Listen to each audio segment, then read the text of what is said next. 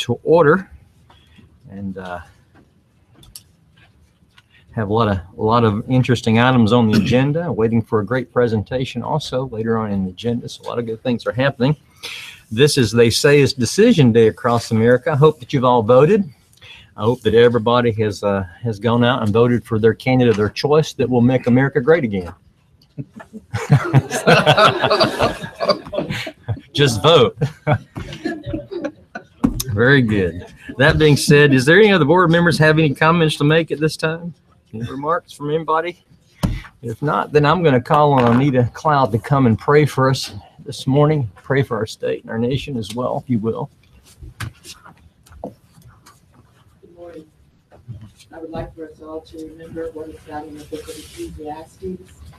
To everything there is a season and a time for every purpose under the heavens. Let us pray. Heavenly Father, we come before you this morning, just thanking you for being the awesome God that you are. Thanking you for blessing us and bringing us into this new day. Now we ask that you forgive us of all of our sins and our iniquities. And then, Lord, we ask that you bless us as we prepare not only for a change in this nation, we prepare for a change in this state. And then, Lord, we ask that you bless this agency, that you endow the leaders of this agency with your godly wisdom, that you empower them to move us into the next stage. Then, Lord, we ask that you bless this entire body as a whole. This is our prayer this morning in the name of Jesus. Amen. Amen. Thank you, Anita. First item of business is the agenda. Each of you have been emailed the agenda, but if you have any comments or questions about the agenda or the additions, now would be the time. Otherwise, is there a motion to adopt the agenda? So moved. There's a motion. Is there a second? Second. There's a second. All in favor, say aye. Aye. The agenda has been adopted. Our first item for business is the minutes from October 4th of 2016. Those minutes were also sent to you. After reviewing those minutes, are there any corrections or amendments needing to be made to the minutes? If not, is there a motion to adopt? So moved. There's a motion. Is there a second? Second. There's a second. All in favor, say aye. Aye. Ayes clearly have it.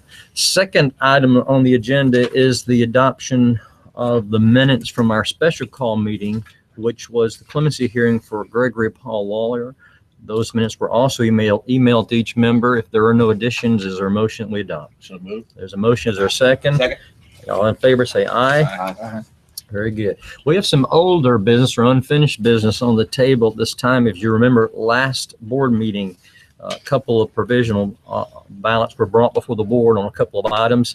This time I'll yield to the attorney, our board's attorney, Condra Smith, to tell us the results of that and where we're at and what posture we're in this morning. Thank you, Mr. Chairman. During the last board meeting, there were three amendments proposed to different board rules. The first one being Board Rule 475-1.01 with regard to paragraph 4 of that rule, essentially to eliminate certain verbiage and add certain verbiage. Delete the word offices, delete the phrase at field offices located throughout the state, and add the World Board's website as a place for the public to obtain additional information, since we no longer have field offices throughout the state. There's been no written public comment received on this so far, Mr. Chairman.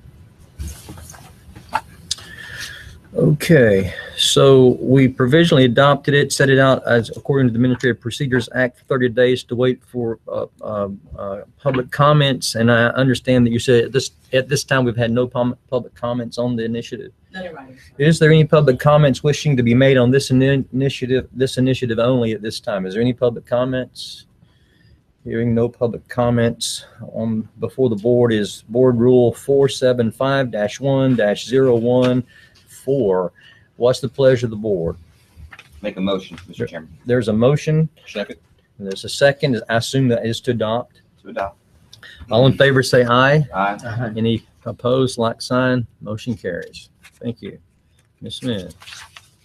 The second rule is Board Rule 475-2-.01, paragraph 2, to delete the phrase supervised by the board staff and replace it with under board order supervision. because the parole board no longer supervises parolees, and this provides for the payment of a supervision fee of $30 for each month that they are under board-ordered supervision. No public comment has been received thus far on this rule item. Okay, once again, and in the same position as we were in the last motion, this is a board rule change which requires to be acted under the Administrative Procedure Act. The board provisionally adopted it 30 days or so ago. It's been put out for public comments. I understand our attorney says it's, as of right now, have been no public reactions to the measure. Is there public comments on this measure only at this time? Hearing none, what's the pleasure of the board? Move we adopt the rule as proposed. There's a motion. Is there a second? Second. All in favor, say aye. Aye. Motion carries. All right. Third, is it the third? Third and last, Board Rule 475-3.05, paragraph 1 regarding consideration for parole. In most cases, for those inmates that are eligible for parole under Georgia law, consideration for parole is automatic and no application is necessary. However, over the course of the last legislative session, there has been a law that made certain offenders that are sentenced as recidivists and not parole eligible, they can become parole eligible under certain criteria. And the proposed amendment to this rule would be to allow or mandate that those offenders who are currently not parole eligible because of their recidivist status, in the event they later become parole eligible once meeting certain static and dynamic criteria, they apply for consideration before the parole board. There's been no public comment on this rule either, Mr. Chairman. Okay, very good. So our third rule change also follows the requirements of the Administrative Procedures Act. We provisionally adopted this over 30 days ago. It's been placed before the public. I understand, according to the board's attorney, there has been no public comment nor request of the board rule. Are there public comments on this rule at this time, this rule only? Hearing none, what's the pleasure of the board?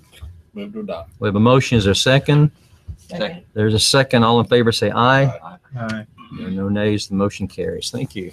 That's it, huh? Yes, sir. All right. Our next item of business will come under new business, which are some new policy changes. We'll call on Chris Kemner to come and explain those proposals.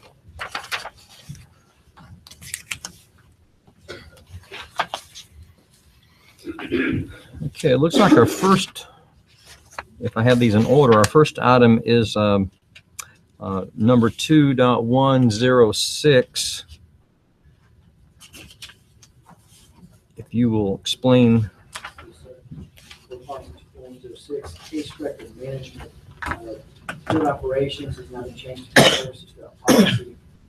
Section 1.15.1, responsibility of field division or field service division has been changed to the violations portion of petition information. And in section 1.106.2 and 1.106.4, reference to the field operations manual has not been removed. In 1.106.3, the term as it relates to violations, as it describes what's maintained in a releasing electronic file. And all sections under 1.106 procedure have been renumbered. So this is pretty much still cleanup from the exiting or the creation of DCS. That's correct. Okay. Any questions of the members?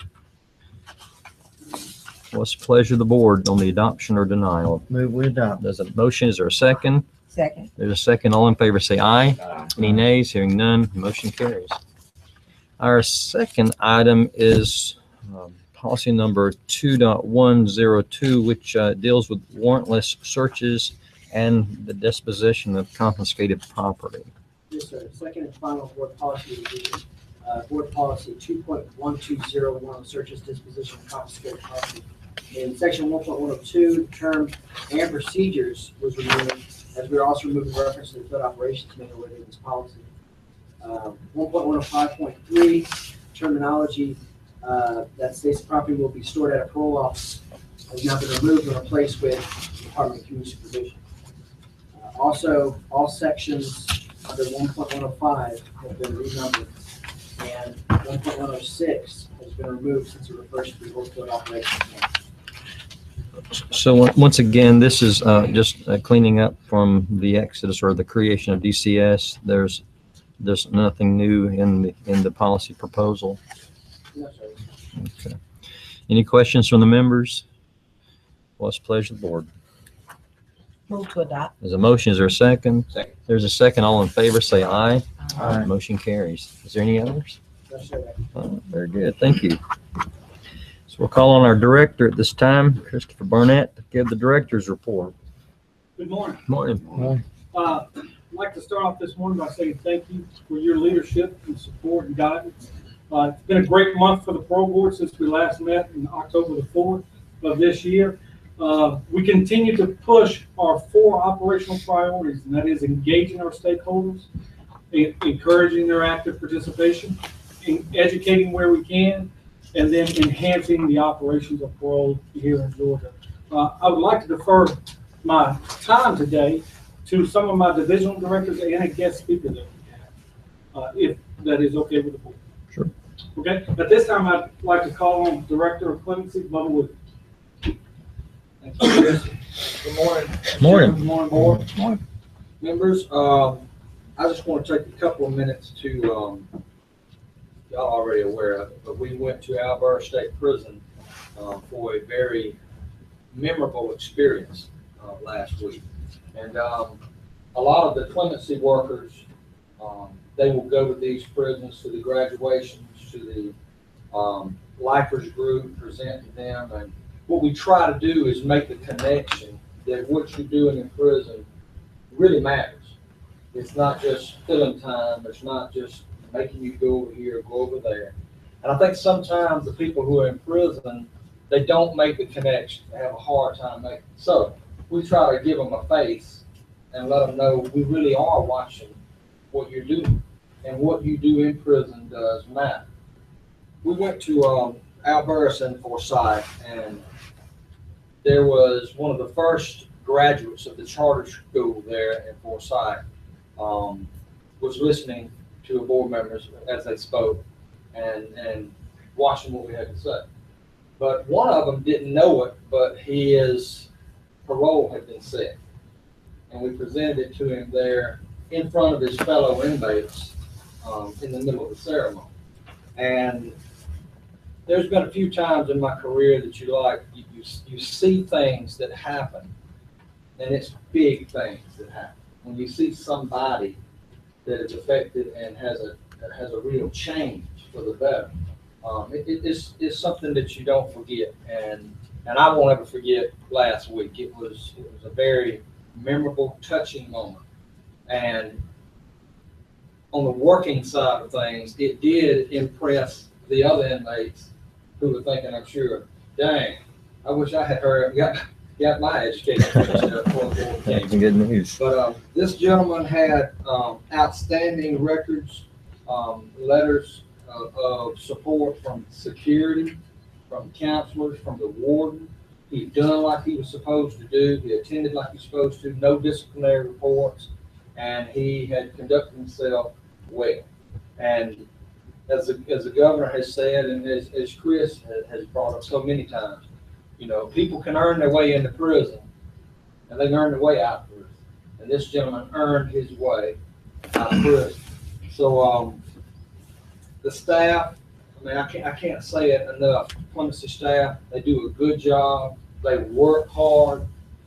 They are flexible. They're smart. So enough about me. No. I do appreciate it. I want to recognize Scott Reeves, my assistant director, and Carol Dean. I always try to point them out because they keep me out of boiling water a lot. So anyway, it was a very memorable moment, and just wanted to remind everybody that we get so caught up in processes sometimes. The way we do things, what are we pushing, what are we trying to do? But it's connected to many lives, victims, inmates, mamas, daddies, sisters.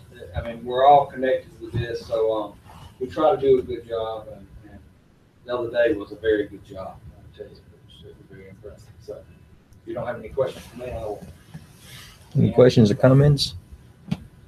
Thank you, Bob. Appreciate that. Good job, Bubba. I asked Bubba to share that with the public here in this setting, because it truly does highlight to the board and to the staff that those files and those numbers that we deal with every single day, that there's an actual person behind that. And I don't think we can ever lose sight of that human aspect of what we do, and to realize there's folks sitting in sales today that hope we do the best job we can. And there's folks outside that fence line that hope that we do what we've been tasked to do and make the right decision. So again, thank you for that opportunity to be there last week. At this time, another community engagement program that we've just completed. I'd ask Shalandra Robinson to come up and talk about Victim Visitors Day. Excellent, Shalandra. You see the media on that, the birth. Yeah, it was good. Yeah, covered in the narrative. Channels was on the file. Oh, I know. Good morning, Shalandra. I just have a short little presentation. As you know, last month I told you about our Victim Visitor Days and the plans that we had for that day. I also shared with you that at that time we were on schedule to have the largest number of victims to attend the Victim Visitors Day since we've been doing it in 2006. Well, we didn't beat the record for the number of individuals. However, we did beat the number of cases. This is the first time the board has actually reviewed 100 cases at scheduled Victim Visitors Day. So with that being said, I'll just go to turn and see the presentation. This is the exit survey. What was the second highest caseloads? Do you recall? The second highest, I have that in this Okay. report. I'll skip to it. We had 214 individuals to attend this one, and you reviewed 100 cases. And the second in Jonesboro, Clayton County, earlier this year, we saw 223 individuals, but that represented 86 Wow. cases. Okay, good. So the event is definitely growing. So here, that's why I have those numbers that I just shared with you. The 214 individuals representing the 100 cases. Another thing we started looking at, we were seeing that we had people coming from all over, not only the judicial circuit in which we actually targeted that particular group, but we realized that we're getting victims from all over the state, as well as from other states. For this particular event, 34 counties across Georgia, and from 4 different states. So we had family members from these 34 counties. We had 2 families from Alabama, 1 from Florida, 1 from North Carolina, 1 from Tennessee. And we usually see numbers like that after each of the events. So this is pretty common. You generally get all across the state coming. Yes, sir. I don't know if you look at the stats to see if there's any particular Victims Visitors Day would drew more people from other places in the state, or if they're all pretty much average alike. I'm not sure. We just started keeping up with that number. I can recall one event that we did, the big one down in Forsyth, when we did a partnership with the 12 other state agencies. I know we had a large number of victims coming from other states at that particular. That was a couple of years ago. Right here, I believe it's you, Mr. Barnett, that asked about the crime types that we were seeing. And on this page, you'll see that 36% of the cases that you saw were murder cases. And it goes down 19% aggravated assault, child molestation. One thing that we found interesting, in certain parts of the state, you'll see certain types of crimes. It was interesting. I, found that a large number of murder cases that we saw in this particular area.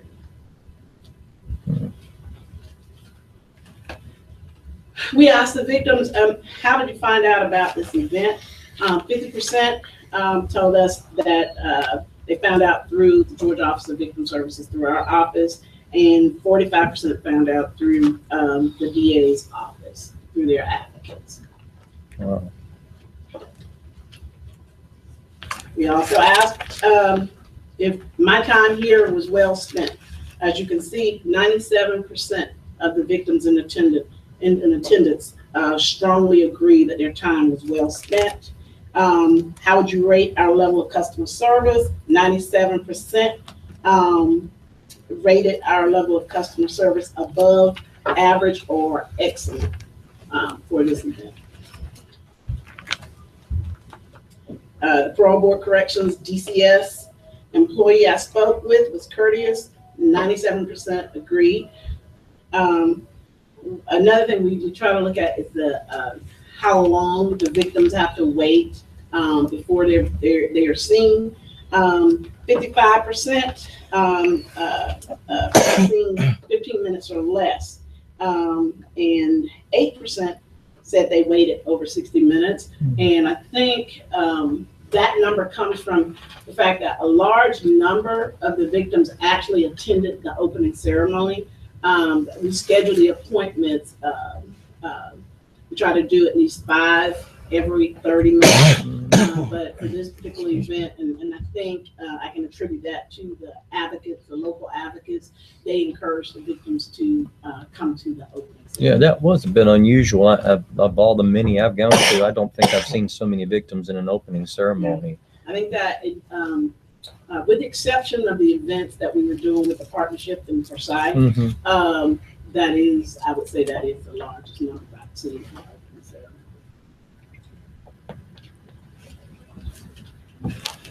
We asked if the victims, is all of my questions were answered. 100% said they felt that their questions were answered. That I would recommend other crime victims and their families to attend a Victim Visitors Day like this. 100% of the victims in attendance said that they would. I think I failed to say this. The exit surveys are conducted by the leadership with the Department of Community Supervision. And one of the things we asked them, I know Harris, you were part of that group as well. We asked them to kind of write down exactly, we want the direct quote from the victims. And so we placed those direct quotes from the victims with the question, when asked, what did you like most about your experience here today? And we just kind of highlighted some of them, and I'll just point out a couple. When asked, what did you like most about your experience today? One victim said, was able to share exactly how I feel about the tragedy that occurred that day. I was able to speak to someone in person rather than mail a letter. Another one said, feel safe and have peace of mind, answered all my questions, and I am clear on how parole works. Able to meet with the board face to face, bring up concerns.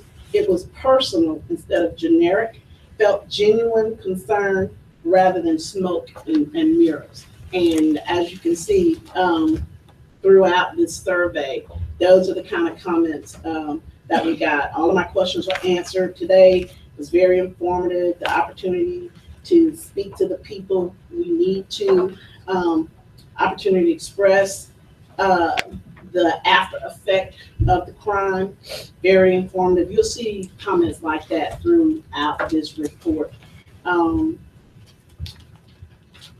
Professionalism, well managed, the opening session and hearing from the victims, the experience as a whole.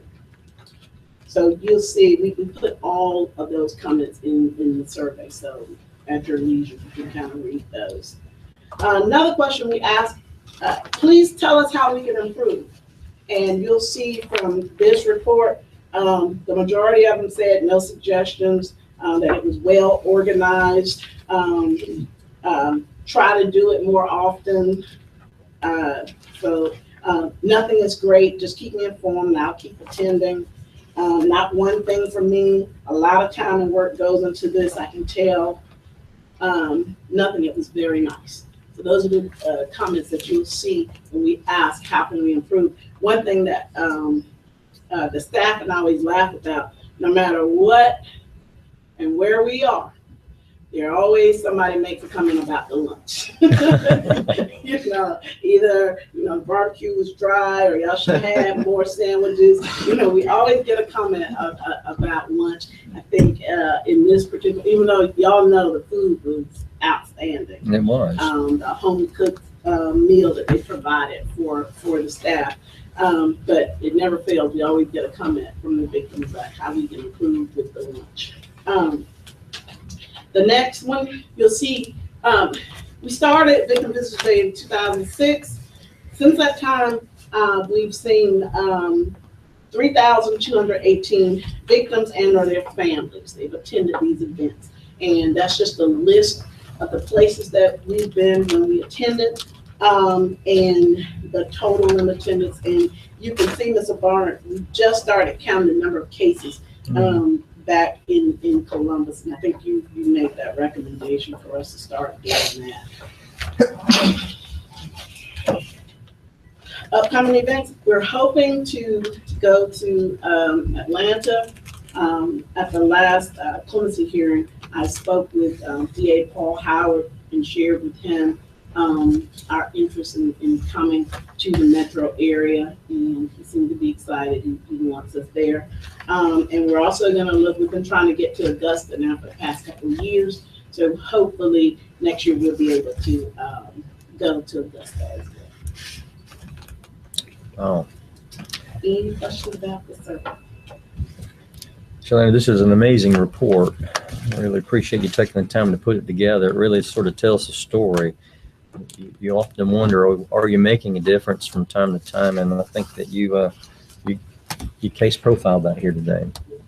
I like to say this is consistent. This is what we see every time we hold these events, and these are the kind of comments that we get. And I would like to take just a couple more minutes just to say thank you, number one, to you, the board, because if that is the selling point, that's what we share with victims. This is your opportunity to meet face to face with the board member. And as you can tell from the comments, throughout the comments, you'll see, I got an opportunity to talk to a board member. I got an opportunity to talk to a board member. And it's effective. You can tell it's working. Another thing that I noticed with this particular report, a lot of them said they learned about the parole process. So that may be something we're seeing a little different now. Maybe the book, you are actually informing them about the process, how the process works. And as you know, the more information you provide, the better it is for us when we get those phone calls. I have a question, Mr. Chairman. Sure. So when they're in the waiting room, in the waiting area, what's typically going on when they're waiting? Is there may be an opportunity to capture and maybe give a parole one-on-one or something like that? That's if you notice, we always have a warden from corrections. We have the leadership from GCS now. And so we'll have the warden, the transition center superintendent. They'll talk about prison life. They'll answer any generic type questions that the victims may have about prisons, transitional centers. And I believe on this time we actually had someone from clemency to talk about the clemency process. I believe we have somebody in there with the clemency. I'm going to talk about the clemency, the parole process. So we try to have someone in there to kind of talk about the different agencies that are represented. Yeah, this is good news. You've got people starting to feel a little more comfortable with knowing how the process works, which is something maybe parole hasn't done as good a job in the years past with.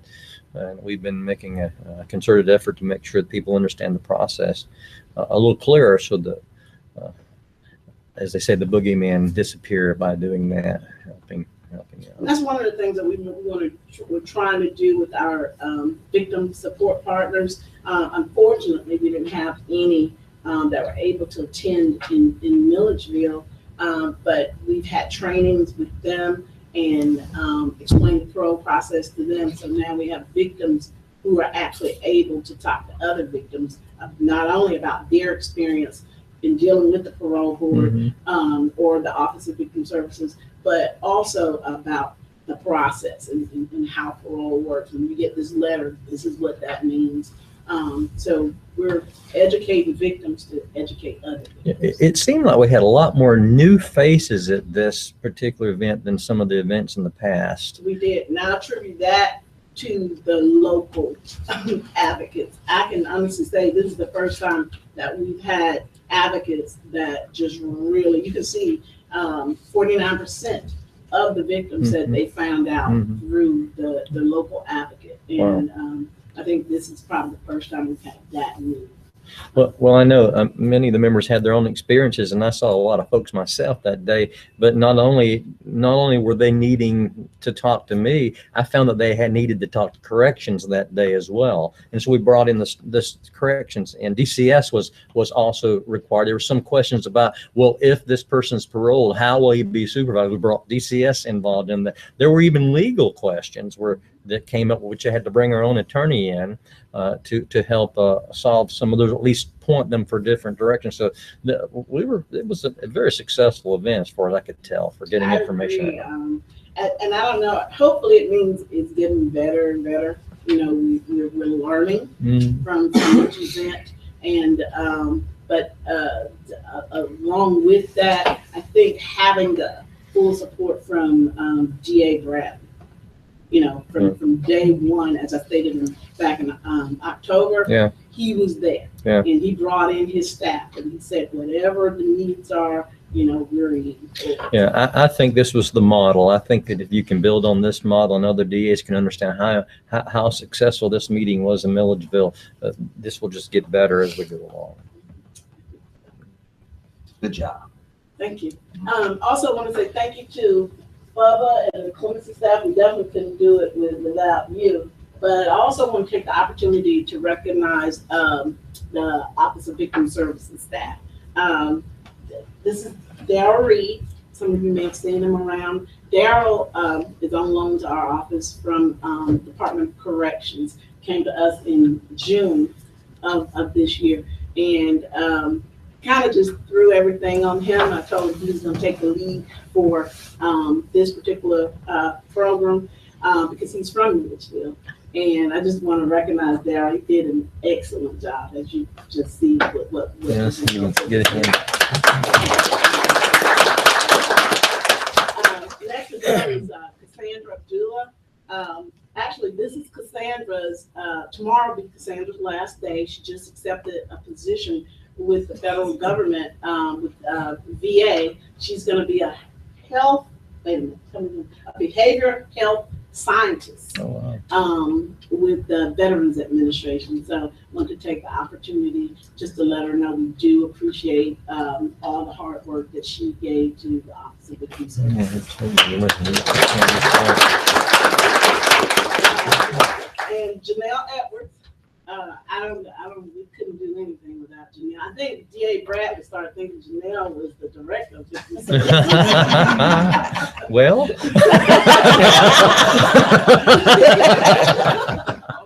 But no, I could not do this job without Janelle. She is absolutely the best. Destiny Brown is out on security duty. Destiny is on loan to our office from Department of Community Supervision. And I think everyone knows Kier Chapel. Kier is actually down in Forsyth, finishing up a victim offender dialogue workshop along with Patricia Smith. She's down there as well. Patricia's on loan from Department of Corrections. Tiffany Brown is on leave, and Anais is actually in school. You met Anais last month. She's in school this week. So that's the Office of Victim Services. And again, it's a lot of work goes into these programs, and these guys work extremely hard. And I just want to take this opportunity to say thank you to them. Yeah, thank you, Victim Services.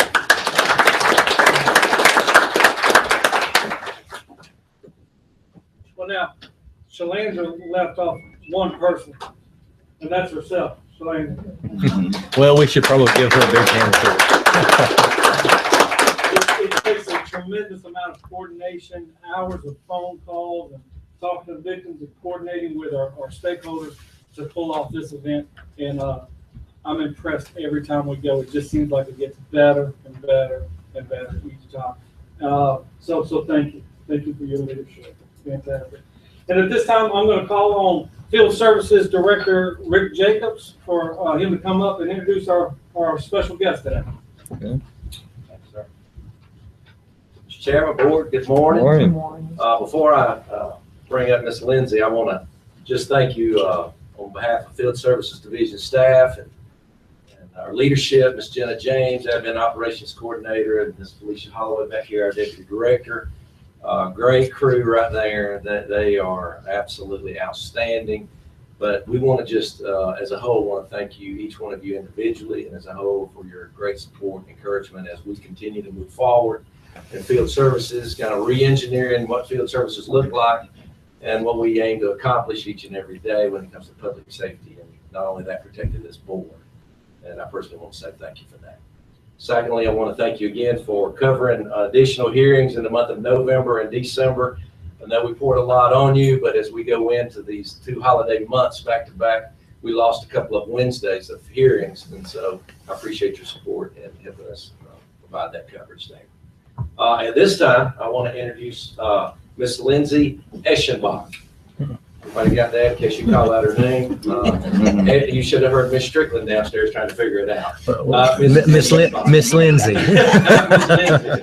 Yeah, you got my secret. That's why I said Miss Lindsay there.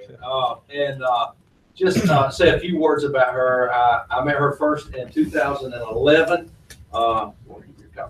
In 2011, at the Georgia Department of Corrections, ran into her, and she began her career with the corrections as a probation officer, worked her way up as a supervising officer in high-risk areas of supervision and other areas.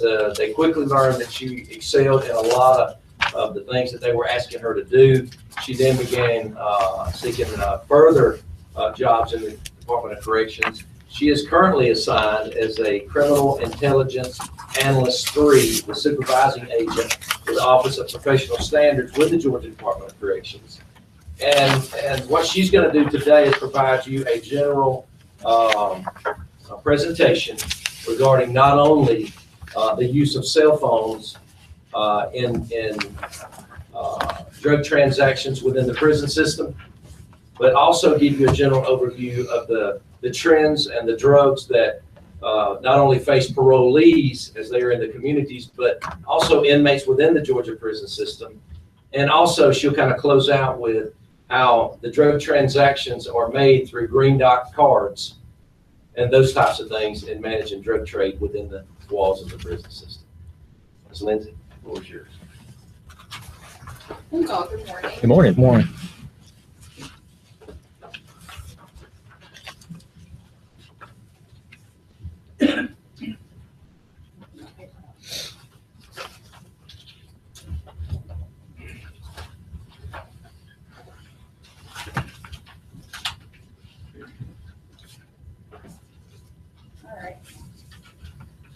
Thank you, Mr.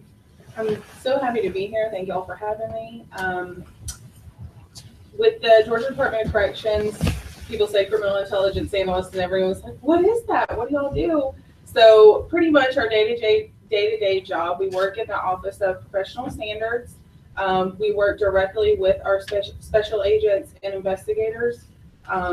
We provide trends, intelligence regarding the criminal aspects of what we're seeing going on in the prisons and out on the streets. And we work directly with the DEA, with GSAC, GBI, FBI. We work directly with them, getting intel and receiving and giving intel to each other. So it's a great operation that we have as analysts and working in intelligence, and that's where we're moving into the future. And so it's been really cool to be a part of that. And with that, we get to see a lot of what's going on in our prisons. A lot of what happens are what has occurred in our prisons, and our number one problems that we have are drugs and cell phones. And with the cell phones comes drugs, because they're contacting each other using the cell phones out on the street. We're seeing probationers and parolees who are making the drops, providing the drugs, and getting the contraband into our prisons. So when they get out, a lot of times they work together. They know that when they were in the system, they made a lot of money in prison, and it doesn't stop when they get out, unfortunately. So the top issues that we've seen are entrance of contraband during our visitations. We've tried to combat that with a lot of different aspects of, we have a lot more canines that we've put in place to search out for the drugs, and making sure that no previous offenders are visiting our inmates. Also, our contraband drops outside the facilities in and around are a huge problem. Right now, we have a lot of local law enforcement monitoring the outside of our prisons, where we're seeing a huge problem, and making sure that these drops aren't continuously occurring. So that's where a lot of them are coming in. They'll use anything that you could possibly imagine to get them in, with drones or footballs or anything that you could really imagine to throw over a fence to get them in. And the problem that we're having is finding it. So if the wrong person finds it, or we don't find it, or an inmate gets to it quicker, then we have a problem. And then they get into the prison. My boss always likes to make a joke that our inmates aren't wanting to get out, that they'd rather just escape and come back, because they know they're going to make money in prison, because they're going to go out and get the drugs, and they're going to come back in with the drugs so they can make more money. So we also have a huge problem with staff entering contraband into our facilities. Obviously, it was on the news where we worked with the FBI to take down a lot of corrupt staff who are involved in these type of personal dealings and contraband. So this is a real problem. Staff can make more money providing contraband to inmates than what we can pay them. So we're always we've put a lot of stuff in place to make sure that we're hiring staff that aren't being recruited by gangs, that aren't going to fall victim to the drugs, or that is not their main goal when they're walking into our facility. So we're doing a lot of background investigations on them. Our unit personally does social media background checks on all of the COs that we hire now. So we're putting a lot of things in place, but they think quicker, they think faster, and we have a world full of criminals in our facilities, unfortunately. And there's a lot more of them than there are of us. Also, we have a lot of issues with mailroom contraband. They find a lot of different ways to bring drugs and contraband in through the mailroom. They can now put different which is later on in the packet that I handed y'all, they can now put a lot of different drugs on paper. So they're putting it on paper, and they can take it off of the paper and use it that way. So we're seeing, they get creative with what they do. You can manipulate drugs many different ways to make sure that they get into our facilities without being tracked. And also, a common problem we have is work detail inmates. They go out, they get the drugs, and they bring them back. And whether it's a civilian they get them from, or someone out on the street or whatever, they take them out, they bring them in, and that's where we're seeing a lot of the drugs coming into our prisons as well. All right. Actually, I put on your second slide there, we have a chart where in 2014 we had 2016 reports, and then in 2016, the state, we only had 1,200. Now, our investigations are showing a different picture, that we actually have more drugs that are going on in our prisons. But what the intel we have developed and received is that we're just having a harder time finding it. They're getting more creative, whether it's corrupt staff, whether we can't find it, whether we've had to redevelop our canine too, to work with them to sniff out the different drugs that are taking place that are in our prisons. We're seeing a lot more, but we're having a harder time finding them in our facilities. I also did a breakdown of our top 5 facilities in which we're seeing a lot of drugs come into the facilities. Coffee Correctional Facility was our number 1 for 2016 thus far, with a lot higher over the next one, which was Ware, and they only had 71. Coffee has a lot of work detail inmates going in and out of Coffee, which is possibly why we're seeing a lot more drugs coming in and out of Coffee. Okay. The next slide that I have in front of y'all is a breakdown of the amounts of drugs that we have located in our prisons in and around. This is a new thing we developed this year, so unfortunately I can't compare it to last year, but we started this in 2016. And you see the leading that we have for 15,000 grams is marijuana. We're finding a great deal of marijuana. We're always hitting on marijuana. Marijuana is a huge provider in our prison.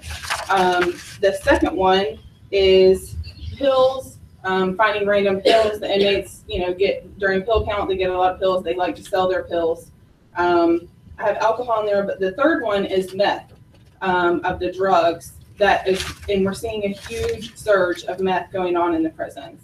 We monitor our inmate telephone calls, and they talk openly about needing to get meth into the prison, how much it's going for, and the different ways that they can get meth in and out of the prison. And the way they do it, I was just working a case the other day where he gave full detail on a recorded line, and it says it's recorded, but it gave full detail about how he was going to run his operation, and he would deposit, or the mom would get the money on the Green Dot card or a PayPal account. They would then deposit it onto a Western Union account, and the CO would walk up and get the money.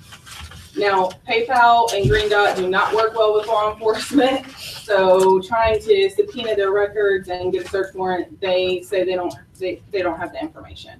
So it's a very intelligent way to do things, but savvy, but it makes it harder and harder each day to try to combat this. So we're having to go different routes. But he was dealing meth, and he was talking to his girlfriend on the phone, telling her, I have to have meth in the prison. That's what these guys want. This is what they need, and that's how I'm making all my money. So also, we're seeing some heroin, or the least amount was heroin and cocaine. We're seeing a great deal of cocaine go on too as well. So may I ask a question? So would you think that this individual who's making this open conversation is relatively comfortable in prison, would prefer to continue his organization there, or does he make more money in prison than if he were on the streets? Yes, they openly say that they make more money in prison than they do out on the streets. They can't get a job. They're now a convicted felon. They have a harder time, but in prison, they have a cash flow, and that's why they sell the cell phones, they sell the drugs, and then they have a cash flow of money coming in and out. And this guy was a high-ranking gang member, and he has guys underneath him selling as well. And a great deal of the inmates make more money there than they could out here. Wow. So he would be a classic recidivist in order to come back to prison to make more money, is what you're basically saying, in a sense. Right. That's wild. Get more customers. On the next page, I just did a breakdown of the different drugs that we test for, and kind of what they are or their uses. Because on the next slide, I did the positive drug test that we saw in October, just so if y'all had any questions later on, y'all would know what drugs test for which. So the highest amount of positives that we had for the month of October was actually meth. And the crazy thing about meth is if you take meth, it's 2 to 3 days, and then it's out of your system. So 39 in the month of October across our prisons is relatively high. It was even higher than marijuana. So this is a surge that we're seeing of people selling meth. Cocaine and marijuana were second, and then opiates, which is heroin and, some other morphine, heroin, and methadone. How long is marijuana in your system? How many days? About a week, depending.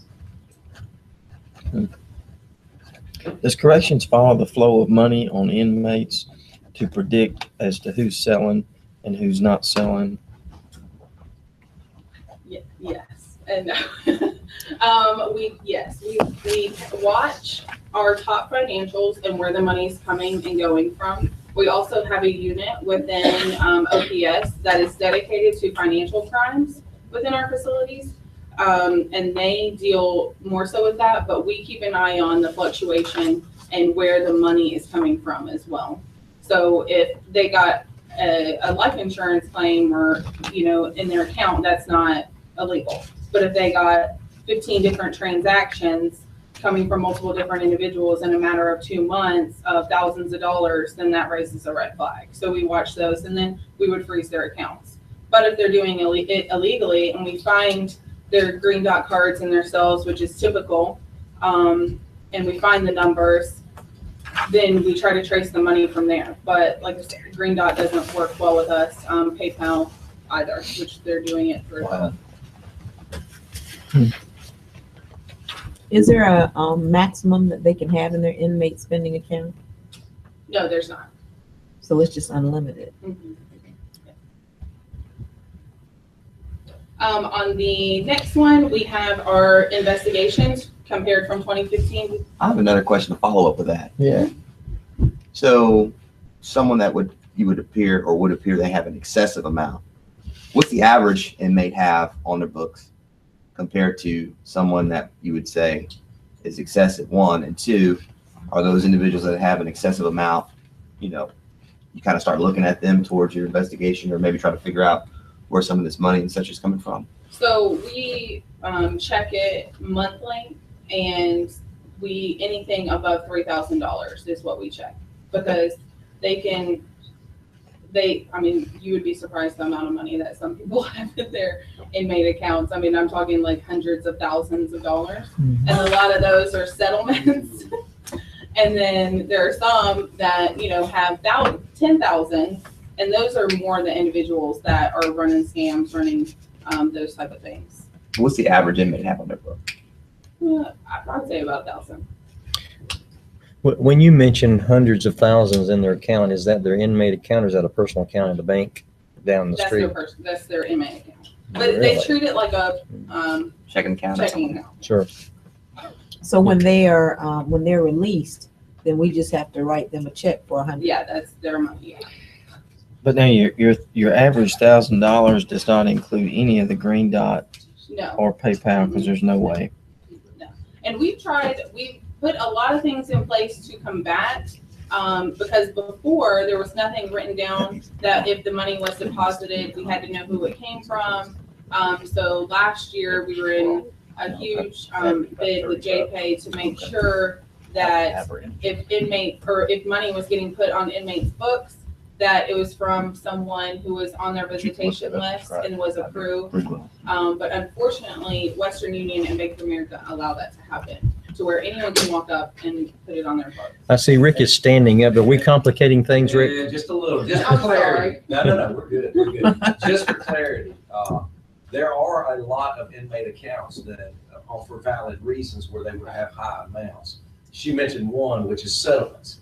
I've had inmates enter the prison system with $2.5 million settlements, and payments coming monthly, regularly from their attorney on those settlements. Not only that, I've had inmates that had retired from like General Motors and had retirement checks coming in monthly for thousands of dollars for their annual retirement salary. So there are valid reasons why an inmate would have, several $1,000s on an account. I don't want it to appear that They're doing is just enterprise. Those kinds of No, and we do look into those. We say, this is where this money came from. TC inmates are another thing. They're not paying any living expenses, so they have a great deal of money that's accumulated because they're working. But we go in and we say, this is where the money came from. We can confirm this. If we can't confirm it, then our financial investigators would then investigate what's happening in there. Yeah, many of you realized I used to manage a bank, and it was a bank in an area where there were a lot of prisons. And the reason I asked the question about personal accounts is there were a lot of personal accounts, but large amounts as well that were owned. And of course, these personal accounts are probably money that was brought from an inheritance or whatever throughout the And process. that does, I mean, and it does happen regularly where they get a great deal of money in settlements, inheritance, retirement. Now, let me ask you about the Green Dot and the PayPal. Since you're saying that this is difficult because they're not cooperating, and maybe this is not the place to discuss this, but I'm just curious if the state's ever looked at trying to do their own system of payment and not do the third party in order to have a more cooperative opportunity. Well, we're not using them, so the inmates are illegally. Oh, using so them. that's why it happens, that they Right, make and their we own use choice. JPay as Yeah. a form of payment Okay. that they're supposed to be using. But if they're using it illegally, they use Green Dot, PayPal, any of those other smaller ones that you would see like at the, if you're checking out at CVS, they have little cards. So- They have multiple different- So that's how they hide their money, because those third Right. parties are willing to work with Right, so them. they would hide the money they use it for only a matter of days, put the money on the account, they withdraw the money and then take it somewhere else. I got you. All right, continue if you will. Okay, I'm glad that y'all have questions. Oh, yeah. So on my next one, I have drug investigations that we had from 2015 to 2016. I'm so sorry that it's so small. I didn't see this one until, but in October, we're doing a lot of things with investigations, trying to combat our war against drugs in prisons. And you can see that in 2016, we had a yearly average of 31 so far, 31 cases on drugs alone. And in 2015, we had 22. So we're well above what we were. But this is also, we're fighting harder. We're giving harsher sentences for what we're seeing happening in there, and letting the inmates and staff know, hey, we're not going to accept this in our prisons. So I mentioned earlier about how drugs are being entered into our facilities and that it's getting more difficult to be able to find them. They're turning meth into a liquid form. We also, I talked about it being, drugs being put on paper as well, and also in a powder form.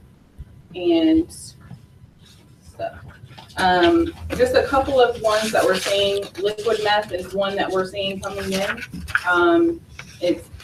It was originally put into liquid so that it could be transported more easily. And we have had several cases where people have found the liquid meth, not realize that that's what it is. And then we say, oh, wait, this isn't right. It doesn't look like alcohol. It's the wrong color. It's like a brownish color. Something's not right with it. So for transportation purposes, they turn it into a liquid, bring it into our facilities, and then use it that way. What type of container are they bringing it in? Water bottles, Coke bottles, any type of bottle. So they may bring an entire 12 ounces, are you saying? In a No, water? like throw it over like a bottle, just a liter. Yeah. 2 liters. Yeah. Are you saying a liter? Yeah. A liter worth of liquid meth? Yeah. No Or like way. Okay. And then we're also seeing a surge on synthetic drugs. Synthetic drugs won't ever go away, I don't think. And we've had multiple cases where we couldn't prove that it is what happened, that someone took synthetic drugs, but it didn't make sense the way that they reacted. Someone said that they took something, they didn't know what they took, but your body reacts much differently to synthetic drugs than it would, say, cocaine or meth. So we've seen multiple reports of that, just haven't been able to prove it, that that's what they took. Heroin, we haven't had a lot of reports in heroin, but heroin is surging right now out on the streets. And kind of the trend that we see is if heroin, or if something is happening out on the streets, the facilities are delayed, but it will be a matter of months, and then they'll start bringing it into the facilities. So, and the thing about heroin is because of the way that it's being cut now, it's much cheaper, much easily accessible. And I think it'll be a matter of time before we start seeing more and more reports. I mean, we had some positive drug tests and we're finding some, but not nearly as much as what we're finding now in Maryland. I put fentanyl in here because I gave y'all a sheet that I just received from HIDA on fentanyl and the surge, and what's happening with fentanyl and how potent it is. And fentanyl is 50 to 100 times more potent than what heroin is. It tests positive for opiates. And so we are seeing some drug tests positive for that. It's hard to know whether that's what they are using or not. But same thing with heroin. If it's out there, then they're going to get it. So in fentanyl, actually, if you touch fentanyl, it could actually kill you because of how potent and strong it is. So. And then methamphetamines, which is our largest drug that we currently have in our facilities that we're having the most problem with. The gangs are very involved in bringing methamphetamines into our prisons. People are being sent to prison, and then, you put them in these treatment programs, or not y'all, but we put them in treatment programs, and they're continuing to use meth because we're trying to stop meth getting in, but they get it in. Suboxone is one that they put on paper. It's used it's an opiate. It's usually used as a heroin or methadone treatment, but at higher doses it can be used for a high. So this is what we're seeing being brought in through the mailroom, put on paper. They then melt it down to be able to use it once they get it in.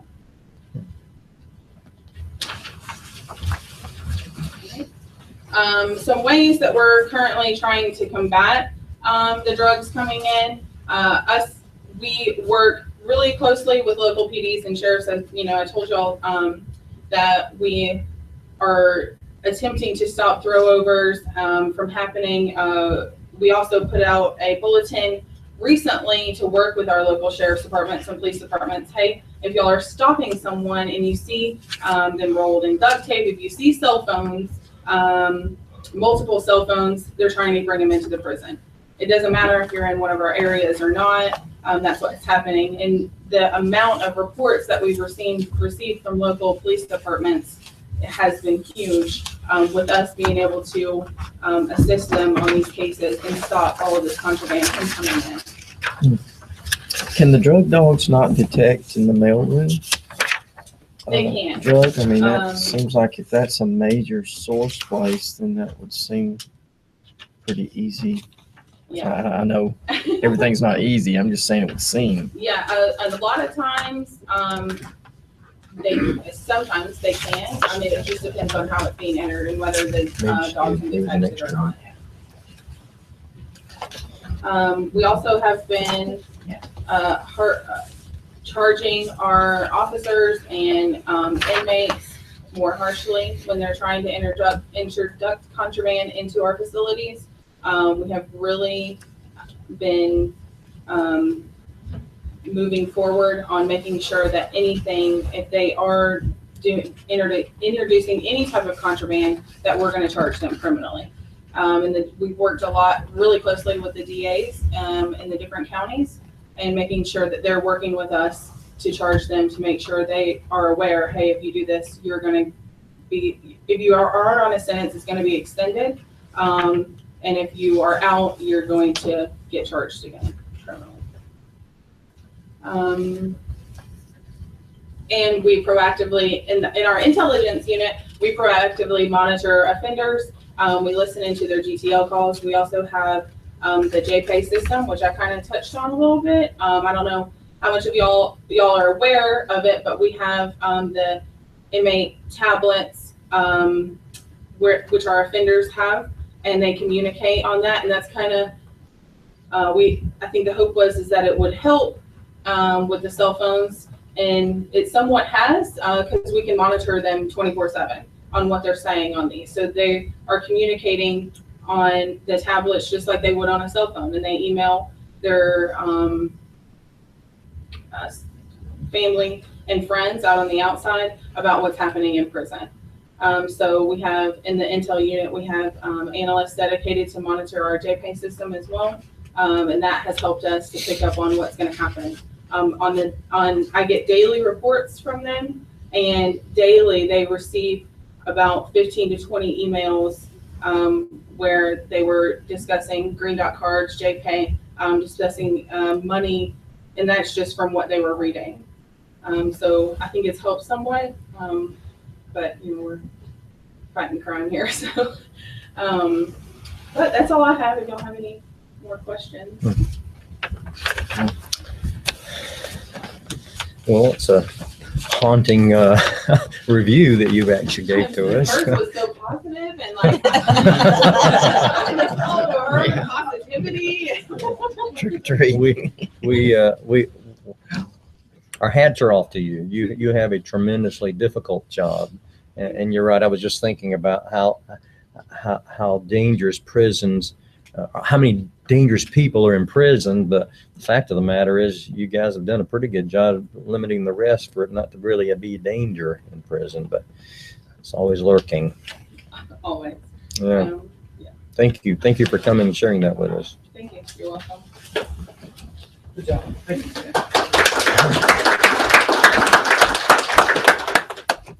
I'd like to thank Lindsay for coming here today and presenting to the board. Again, as we as a board reach out to educate our criminal justice partners or our stakeholders on our processes and what it is that we do and the benefits that we provide the public, we're actually also bringing in our stakeholders and our criminal justice partners so that we can learn where their pain points are, what they are facing, what their biggest obstacles are, and how we might assist in that. So again, I want to say thank you for being here and shining some light on not the happy fuzzy side. I'd have just a few comments before I'll turn it back over to the board or open up for questions. I'd like to highlight just a few things that we have done since the last board meeting in reference to our 4 operational priorities. Again, engaging our stakeholders, educating where possible, encouraging their active participation, and enhancing our process. Since October the 4th, we continue to push our dialogue with representatives, sheriffs, judges, local community leaders. We have presented at the District Attorneys Association up at Brasstown Valley, and that was hosted by the Prosecuting Attorneys Council. We conducted again the Victims Visitors Day, headed up by Shalandra in cooperation with Stephen Bradley, the DA down in the Millersville area. We were invited and made a presentation to the Joint Sentencing and Probation Subcommittees for the Criminal Justice Reform Council. They will have a full council meeting tomorrow, which we will be at, and again, to answer questions and provide guidance when it comes to parole matters. We met with a focus group of criminal defense attorneys from the Georgia Association of Criminal Defense Attorneys, or lawyers, I guess it would be. Got input from them on the parole process and how we may engage them and have them actively involved in the process. And this past Friday, we actually went and presented at their fall conference. About 400 criminal defense attorneys and public defenders from across the state were there. Very good dialogue with them and really got some good information on how we think we can improve the parole process to, again, engage them in that process. We've met with the Southern Center for Human Rights, Chairman Barnard and clemency staff, so that they would have a greater understanding of the board work and how they may become more actively involved. And we continue to look for those opportunities to engage our stakeholders and our criminal justice partners in what the board does and the effect we have on public safety here in Georgia. So that completes my report. I would like, if the board will allow me just a minute, to recognize this Friday, we will celebrate Veterans Day. And at this point, I'd like anybody in the room that has served in the United States Armed Forces to please stand up. Please stand up.